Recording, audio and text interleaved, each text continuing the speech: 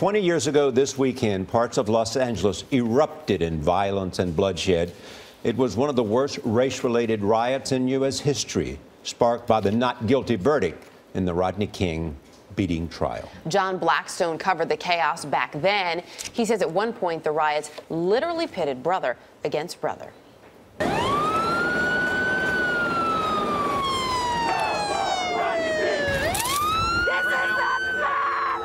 For 6 long days and nights, starting on April 29th, 1992, Los Angeles was a war zone. He's been shot. We need some help. He's been shot. These people are angry, and they have every right to be. 55 people died. 2,300 were injured. Property damage estimated at $1 billion. In the midst of the chaos, First AME, an African-American church, provided a sanctuary. There was a sense of despair, of hopelessness, anger, and a perception that African-American life was not valued in this community. That despair and anger had roots in a grainy video shot almost a year earlier. White police officers brutally beating a black motorist, Rodney King. 2 weeks after the King beating, a surveillance video showed a Korean shop owner shooting and killing a 15-year-old black girl. The shop owner was set free without jail time. Not guilty of the crime of assault. When the white policemen charged in the King beating were acquitted, South Central Los Angeles exploded. One intersection, the corner of Florence and Normandy, became infamous as the flashpoint where it all began. A picture taken by a New York Times photographer shows 2 men with video cameras recording as the violence unfolded.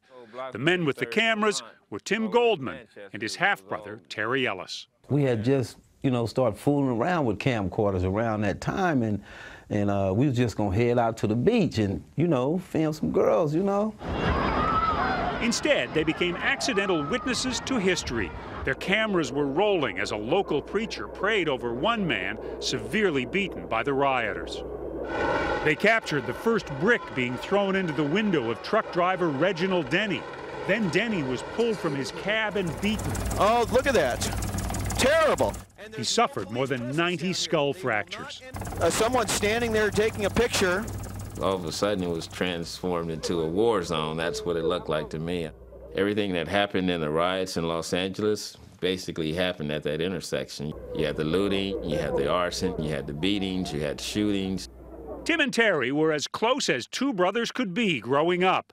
But then Tim went into the Air Force and Terry went into prison, serving 2.5 years for drug offenses. The day of the riots, they headed down different paths again. As Tim was shooting, he caught his brother on tape, running into a liquor store to join in the looting himself. Well, they called it looting. I never knew what it was, but I'm like, I might as well give me some beer. I didn't scold him for it, but that was something I wouldn't have done. The tension got even worse after authorities confiscated the videos, and Tim, under subpoena, testified against his neighbors. I worried about the safety of my family. There were threats, and I know that what I did was surrendering the tapes or even taping the tapes was the cause of the threats. 19 years ago, Terry was interviewed by ABC News, angry that his brother's action put his own life in danger. People were sitting out in front of the house with guns, waiting for me and my brother. I didn't like that. Tim fled L.A. for Florida, where he's lived ever since. The two had never returned together to the corner of Florence and Normandy until we asked them to meet there this week. This is the first time that I've been back in this intersection together in 20 years. Tim is happy he can return to a neighborhood and a brother changed enough to welcome him back. I felt really good today coming back, and even going on the street I grew up on, and all the friends that I've known 40 years, were coming out greeting me. Terry says he barely recognizes the man he was 20 years ago.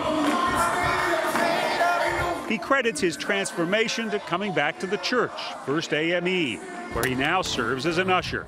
Today, he's able to see a brighter future for himself and his family. One of his daughters, the little girl in purple, sings in the youth choir. Another just won a full scholarship to USC and hopes to be a judge. Man, it's beautiful. It's beautiful. My heart is just so overwhelmed. He has a big heart. He's kind. He's gentle. And he'll help you out. Those are the qualities I see in him now.